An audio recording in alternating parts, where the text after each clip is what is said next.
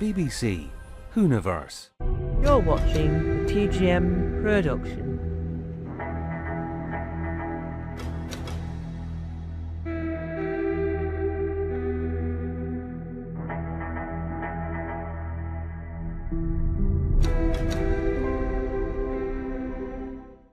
Hello, welcome to 60 Seconds, a Doctor Who parody of 60 Minutes. Now, 60 Minutes, if you don't know, is a political sort of news type program where they sort of try and get stuff done in 60 minutes, like an hour, right? But 60 seconds is where we try and get stuff done under a minute.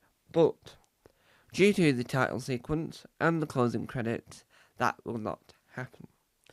Because obviously, I'm talking already, and I'm probably talking longer than a minute.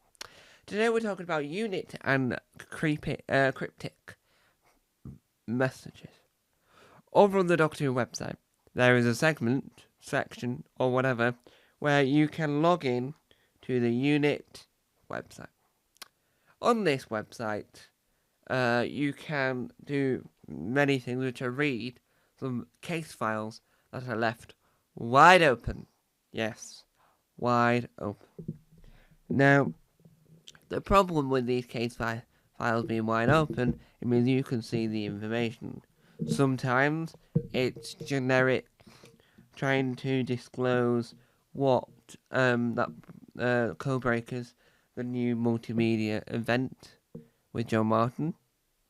Sometimes it's goofy, silly things. Most of the time it's Osgood, which makes no sense because she's not in the show at the moment. Why include the characters not in the show in the moment? I have no idea, but we'll discuss that in part 2 of this 60 Seconds episode. The one that caught my eye, the one that caught the eye of the Who-niverse, is one where they say Rose Tyler is missing in action. They've got a wanted poster or a missing poster. Now, in part 2, we'll read that information directly, unless this all turns to Who News instead of a 60 seconds. We don't know.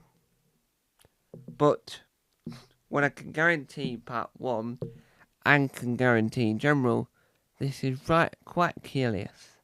Now, does this mean that the Doctor regenerated into Rose Tyler because some sci-fi anomaly occurred and Rose Tyler needs the body back quickly? Who knows? Who knows? Not me. Not me. I don't know.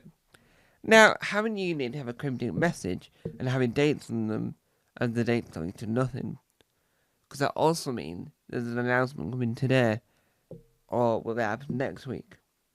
When will we get this announcement, is my question. How will we know what this cryptic message really means for the real world? Does it mean there's an announcement coming? Probably not. Because from what I can gather, I don't think they've started filming again yet. I could be wrong on that one. But having all these rumours out and about Doctor Who just doesn't work. So this is interesting because it's come from the official source, the official world of the Who-niverse, which, to be honest, you can't argue with. When it comes from the top dog, you can't argue with that. But what do these unit cryptic messages really mean?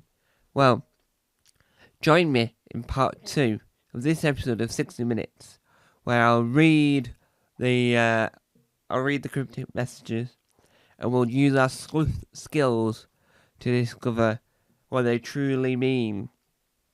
Yes, because why not? Why not? Yeah. So overall, I think that the cryptic messages are fun.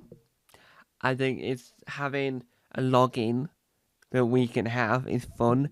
Having a version 13 for unit is fun. But why is Osgood sending these messages out and not Kate Lethbridge Stewart? Has she really lost the plot and really given up due after the events of the war between the land and the sea. Or is Osgood the comms director, if I've said those words at all correctly? Because I am now just talking and I don't know if I've said those words correctly. So, that's it for part number 1 of 60 Seconds. In part 2, we will read what the cryptic messages actually says, and we'll give you an update if this all turns into Whovian news. Because obviously, we won't say the news. We'll just talk about how we know that I am now right, that it turned into a news article, or how we know what's happened further on. And if it does become Whovian news, obviously, I'll record an episode of my web series, Whovian News. So, thanks for watching 60 Seconds. At the moment, at the time of my recording, it was 5 minutes and 46. So we didn't meet the target of 60 seconds. Will we do that next time? Find out on 60 Seconds.